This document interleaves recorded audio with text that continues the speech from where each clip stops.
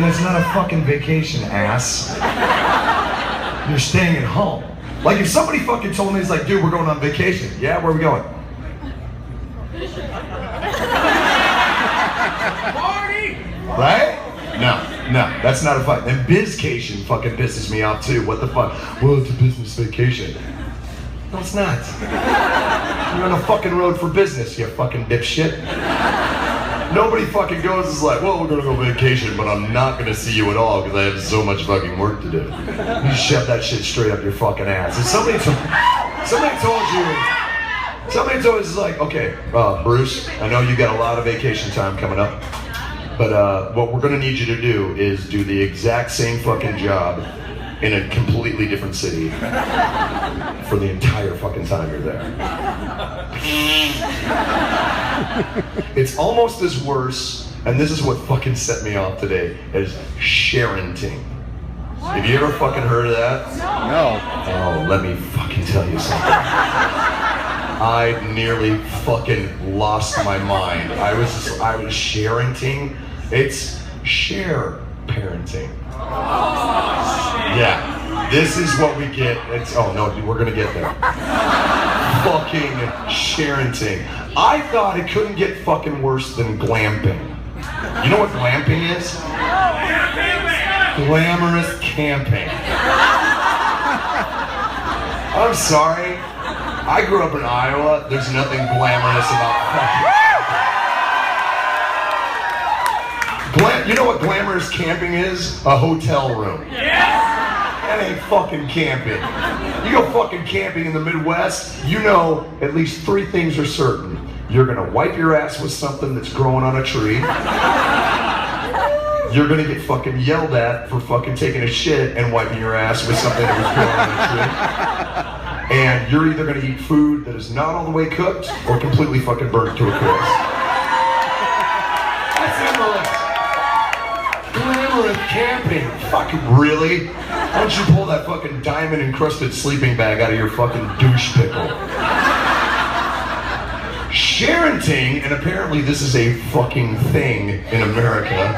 Sharenting is where kids are getting mad at their parents for posting all of these embarrassing photos on Facebook, on Twitter, on all this shit. It's like, are people sharenting too much? Film at 11. Sharenting? It's parenting. That's what parents are supposed to do, is embarrass the fuck out of their kids.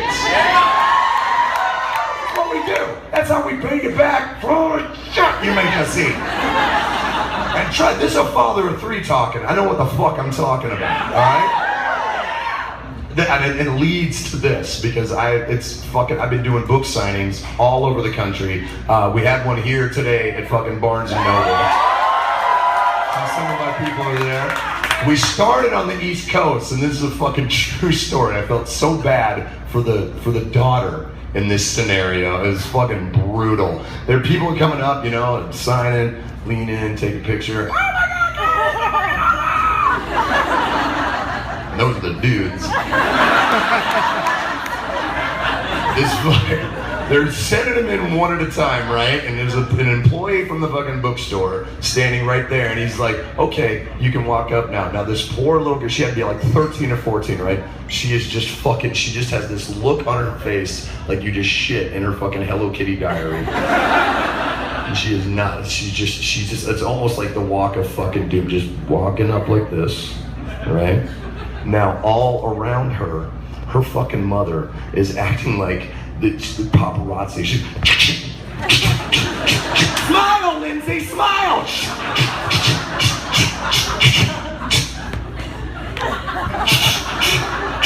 She is fucking mortified, right? She just...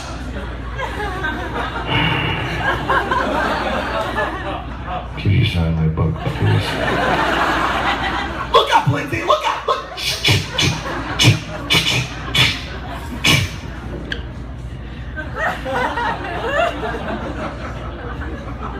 You want a picture?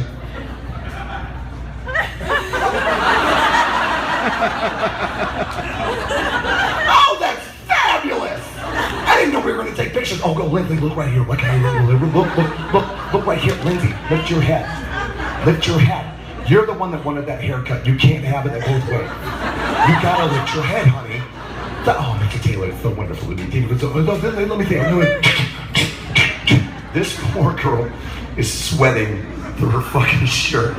So embarrassed, losing her fucking mind. And she's just like, I'm really sorry. I gave her a little hug and I said, you earned this. She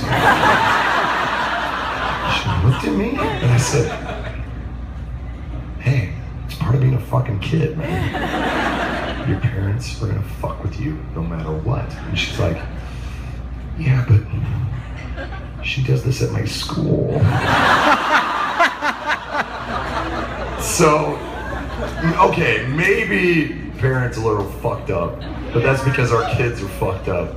But we love them. There's nothing wrong with that. There's nothing wrong with fucking embarrassing the absolute shit out of our fucking kids sometimes.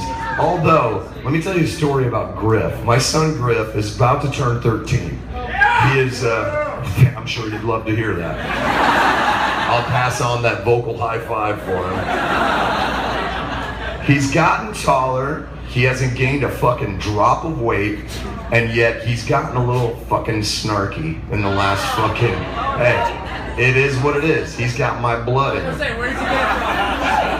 We used to call him the itty bitty mouth because he was like the loudest fucking kid in the room at all times of the fucking day, right? So, we were at Target buying school supplies. He's standing next to me and I'm like, well, do you want these? And he's like, sure, yep, yep. Get all this shit. We're checking out. The lady behind the counter recognizes me. My son hates the fact that I'm famous. I mean, hates it. He just, oh, come on!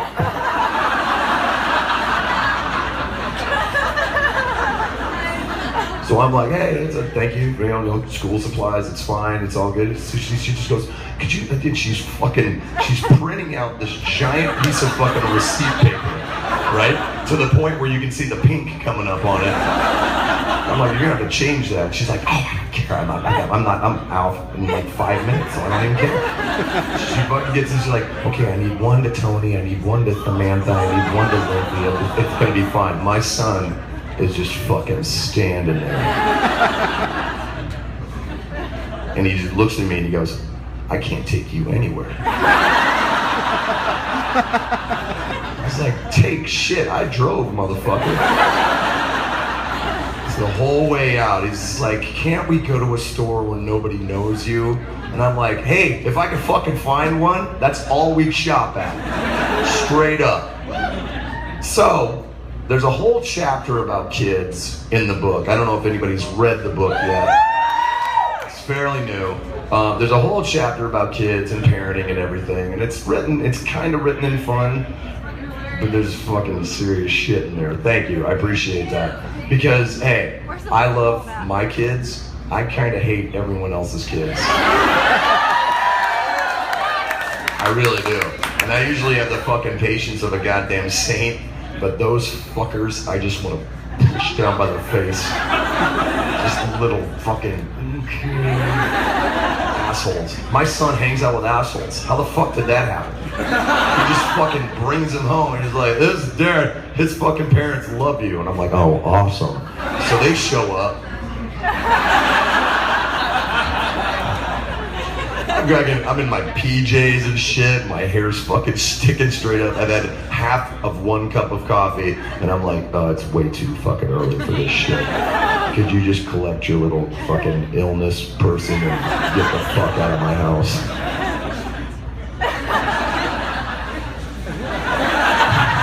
It's amazing to me. So there's a whole chapter in there about that. There's a chapter about driving. It's just all the fucking shit that hopefully you can relate to that drives us all fucking absolutely batshit. And if nobody else is gonna say it, I'll get in trouble for fucking saying this shit.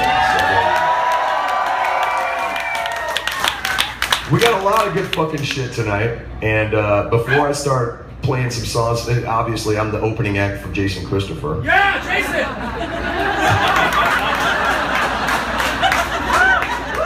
Jason, your one fan showed up, dude. So here for it. He's just like, I don't give a fuck about Corey. You're fucking awesome, Jason. I made my fucking day, dude. I was like, that's the shit. Before we do that, and instead of fucking like reading from the book, what I like to do, and what's a lot of fun, is a Q&A. So if anybody has any fucking questions, and questions, not requests.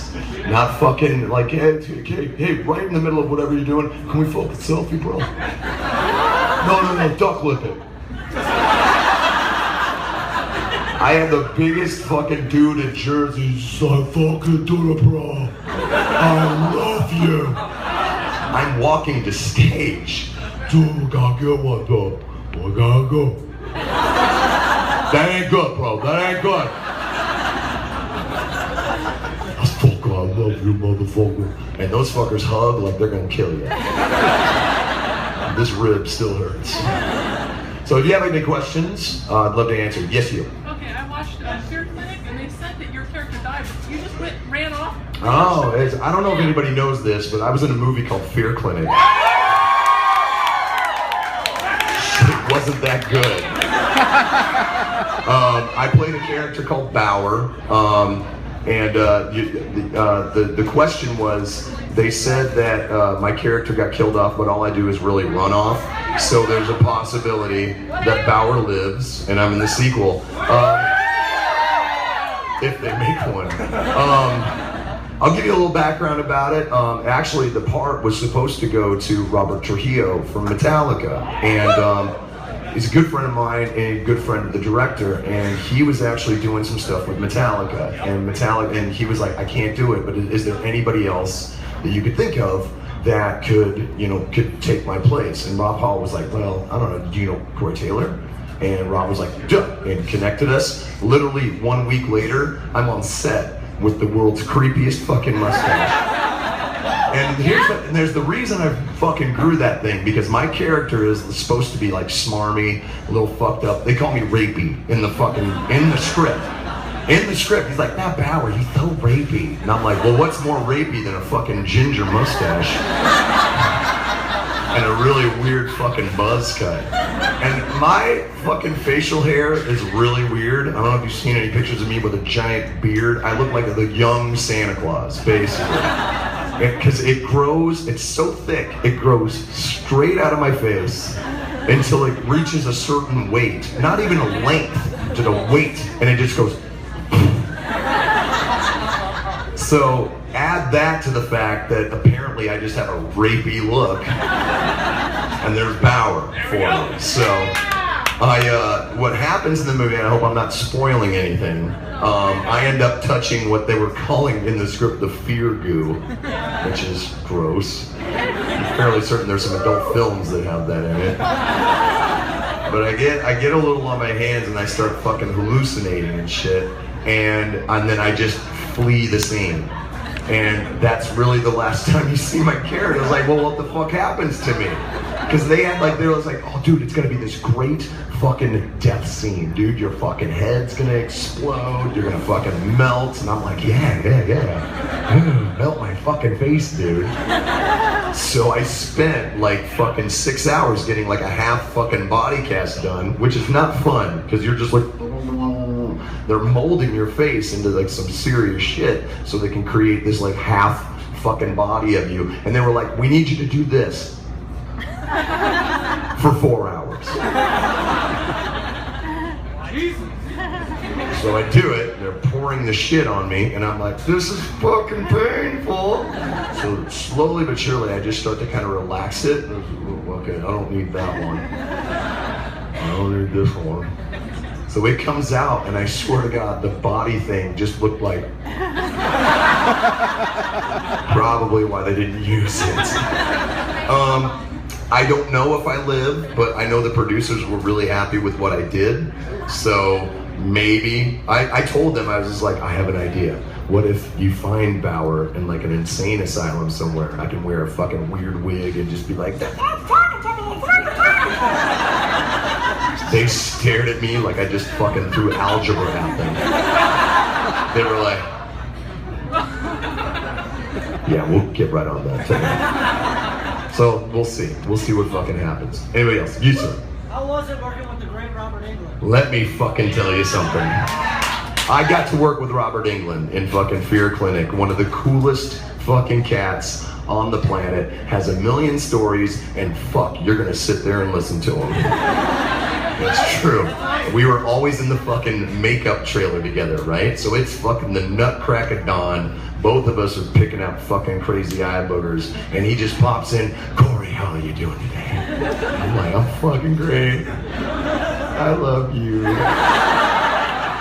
So he's sitting there telling me all these crazy fucking stories about basically like the glam, like the Sunset Strip in the 80s, like doing crazy shit with Guns N' Roses and shit. I'm like, wait a minute, are you telling me Freddy Krueger partied with fucking Guns N' Roses? Now, as a fanboy, I'm like, well, okay, on the outside, I'm like, yeah, it's great, man. On the inside, I'm like, the last day I was shooting, now I don't want to spoil anything, but he basically plays 3 characters, and this is how amazing and underrated Robert Englund is. He played 3 fucking different characters in that movie, and one of which was the crazy monster called Mr. Black, right? So my last day of shooting, he was still on set shooting some shit. I've already fucking basically cleaned all my shit up, taken all my stuff off. I've got my backpack. I'm catching a flight in 6 hours, right? I walk by a room. There's Robert Englund sitting in a chair in full fucking Mr. Black makeup with the contacts, drinking a fucking little glass of champagne. Corey, come in here.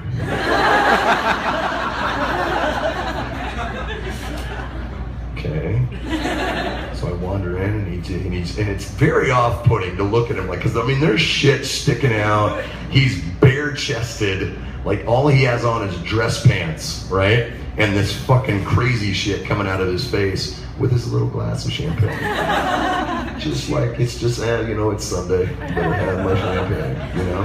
And he goes, Corey, I want to tell you something. I know you've never acted before, really. I've been watching all of your work. I watched the freak out scene that you did. I've been really keeping track. I think you did a fantastic job. And I said, and I had my backpack, and I just went, thank you. And I left. And that was honestly, it was the last time I saw him. But I would love to fucking work with him again, because he was an absolute fucking gentleman, and he was badass. Anybody else? Yes, dear. When did I first realize I could sing? I think I've told this story before. I was 10 years old, and I blame my cousin Lisa. Let's put it that way. She's a fucking asshole. No, she's not. She's amazing. I was 10 years old, and my cousin Lisa was the one that kind of turned me on to a lot of different music, right? Now, when I was 10, MTV was new, and it actually played music. So that tells you how fucking old I am. Fucking 3-year-old. So I would come home after school, and I would watch videos pretty much up until G.I. Joe came on, because that's what you fucking did. So one time, I'm hanging out with my cousin Lisa, and she was playing, at the time, the new Journey album, which had Separate Ways on it. And now, I haven't hit these notes since, because the balls dropped. She was playing that song, and I knew it from MTV, and I just started singing, and I was just singing along with it, and she's just staring at me. She's like, you're really good. You come with me. She drags me out into the living room where all of our family is. All of my aunts, all of my uncles, my grandmother, all of the judgy little cousins that I couldn't fucking stand. And she stands me in the corner and she goes, everyone, you need to hear this. She drops the needle. Way back before that meant something. And she goes, sing, Corey! I'm 10. What the fuck? And just as I'm fucking losing my mind, I just start singing. Now I'm all the way in the corner. I've got my fucking hands in my pockets. Feet are kind of crossed. Oh, God. And we touched our way our separate ways. You know, basically. But then I look up and all of my aunts, all of my uncles, even the cousins who didn't like me are fucking doing this and just really, really into it. I look over at my grandmother. She is smiling ear to ear, and that was the biggest ringing endorsement I had ever fucking felt in my life, you know? The song gets over, and I kind of... And she go, and I'm like, oh, was that good? And she gives me one of these. So it's my cousin Lisa's fault that I'm standing on this stage, getting ready to fucking sing. Everybody else, anybody at the bar? Anybody at the bar? You. What do you do for writer's block? What do I do for writer's block? The only thing you really can is just get the fuck away from it, to be honest. Like, if you sitting there and just like, I'm gonna write the best fucking thing today, 7 hours later, your leg's gonna be asleep and your hand's gonna be in the same fucking position. Going, it's any minute now, it's gonna be great. I get away from it. I do other shit, I get the fuck away from it, and usually it kind of comes to me. I tend to wait until I kind of get the idea, and then I grab my computer or my notebook and I just start fucking going for it. So, and that's really the only thing you can do. So, anybody else? You said. Could you tell the story about when you really had to take your shit with you and Paul McGray and the fucking... Oh, on the bus? On the bus. Yes. You want to hear the bus shit story? Yes. Yes. The fact that you know it, why would I tell it again? Because nobody tells it like you. Heard it. Some of my friends know it, dude. Okay. All right. It's okay. I'm about to tell you a disgusting story. And it's honestly, it's one of my favorites, and it involves Paul. So, long time ago, 2001. So we're talking 14 years ago. I would, yes, it was. And can I tell the story, fuckface? Don't make me fucking throw you out, Aaron. So, 2001, the Iowa cycle. Thanks for the assist. We were in Europe, and I don't know if anybody knows anything about tour buses. You can't shit, and you can't put paper in them.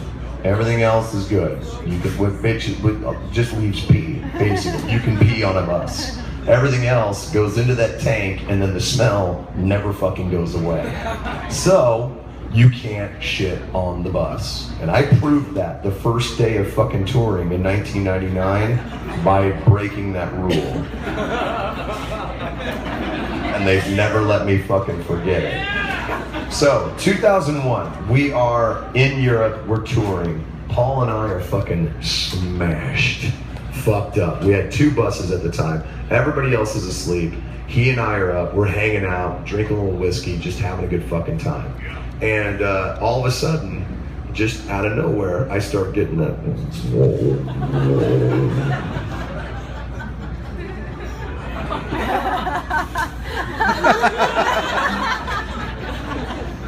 Paul's like, what's the matter, dude? I don't know, dude. Maybe those chili dogs we had, man. They're fucking...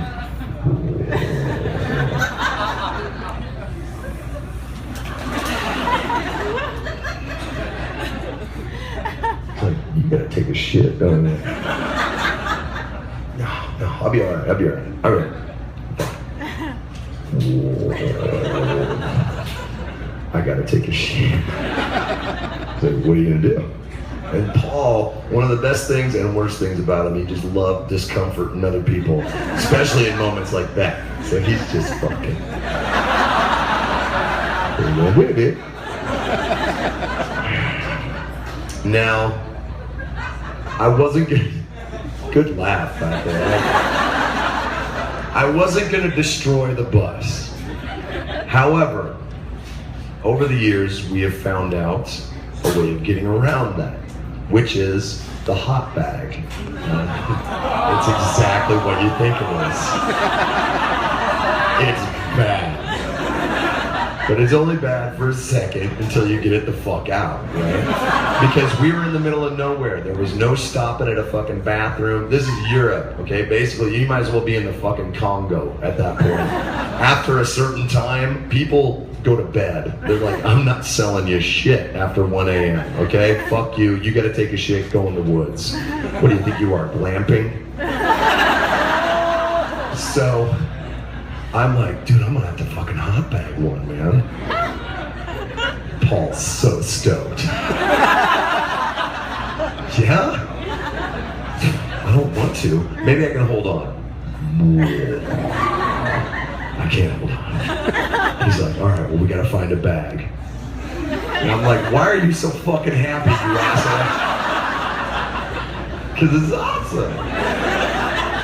So we're looking around this fucking European fucking bus, and all we can find is a giant, and I mean fucking giant, industrial-sized garbage bag. There's no goddamn way this thing is fitting in the toilet, because basically you have to fucking line it like a trash can.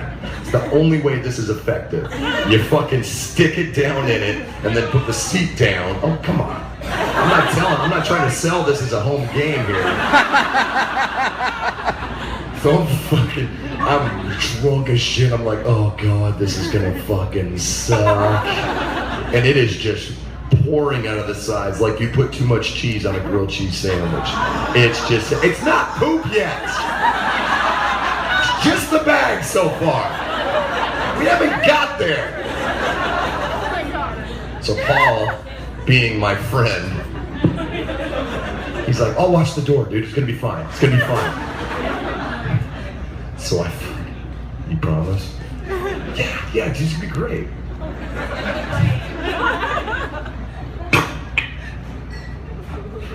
No lock.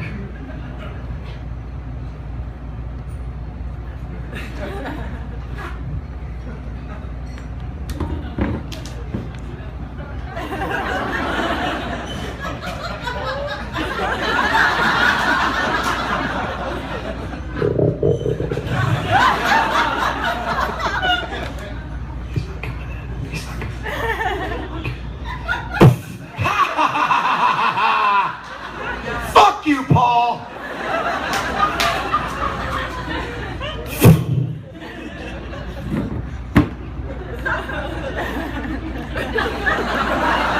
You ever try to shit fucking vertically? That's what happened. You kind of have to find the right angle for the dangle. Keeping it off your nuts. Please tell me there are no kids in this audience right now. Earmuffs. It's a little late. Finally, get it done. Open the door. He's waiting for me. He's like, you all right? I close the door. Yes. He's like, well, now what are you gonna do with it?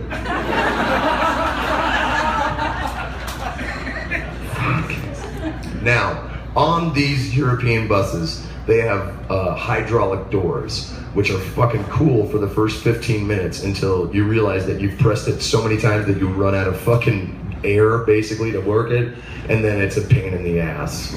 So, we fully fucking loaded. We're standing there, and we're screaming down the fucking freeway. And I'm like, well, what if I just fucking open the door, throw the bag out, shut that fucker as quickly as possible. This is all fucking whiskey talk, basically. And Paul's like, that's genius. It's good, right?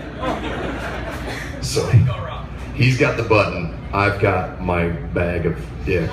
You ready? Now, mind you, we are part of a fucking caravan.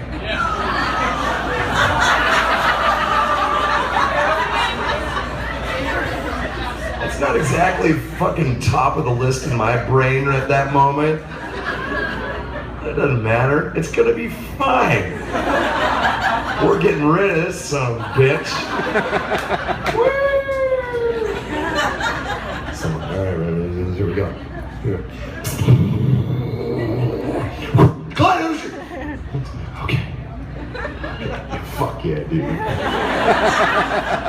Go back, drink, Sun comes up. We finally stumble back to our bunks. I wake up like the living dead. I had fucking shoulder-length black hair at the time. I was 60 pounds heavier than I am now. And I had on the biggest, baggiest shorts you've ever seen in your life. I was just as pale, little else. So I come off the bus looking like a stunt double for fucking Edward Scissorhands. And I wake up the worst. My face is so swollen, my lips look like pillows. It's just fucking brutal. We're parked. Right next door is the crew bus. The driver, who's a gigantic Scottish man named Malcolm, wonderful friend of mine. He's got the hose out.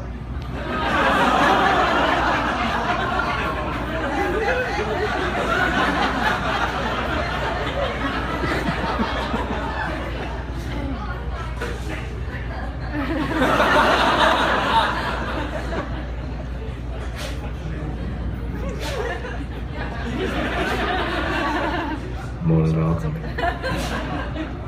No, that car. You alright?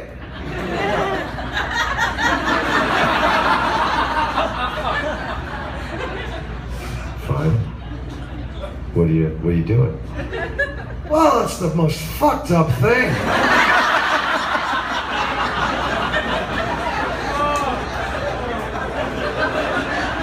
Yeah, we were driving down the freeway last night. All of a sudden, quick as you can, the door in your bus opened up.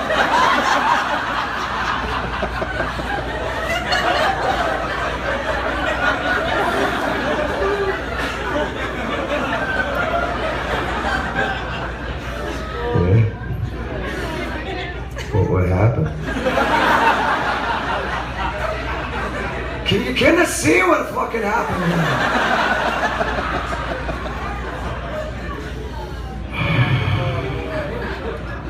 Malcolm.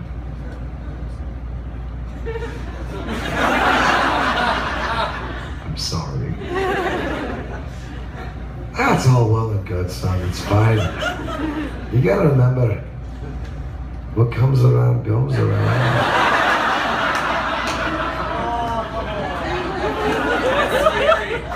I was able to get me and Paul out of it by helping him clean it off. And he still hasn't paid me back yet. Yeah, and I still work with him. Every once in a while, I'll just fucking catch him looking at me going, "Doing all right, Corey?" Fuck. So that's the story of the shit bus. We got time for one more, and then I'm gonna take a piss, and then we're gonna come back out and rock the night away. So, you. What's your favorite song to perform? What's my favorite song to perform? We may have another one coming up. Hold on a second. This is a quick one. For me, with Slipknot, it's Disaster Piece. Because that fucking song does something to me that, like, if I, like, someday just fucking spontaneously exploded, I would not be surprised. Because it just fucking, I'm like, you fucking right! If I could pull my own head off and kick it in the audience, I fucking would. With Stone Sour, it's Bother. It's the other side. Honestly, because I wrote that 10 years before I actually was able to record it and put it on an album. I remember sitting in my fucking grandmother's basement writing that song going, nobody's gonna fucking hear this. And then 20 years later, man, fucking people singing the fuck out of it. So I got a special fucking little place in my heart for me. One more, we got one more. Yes, sir.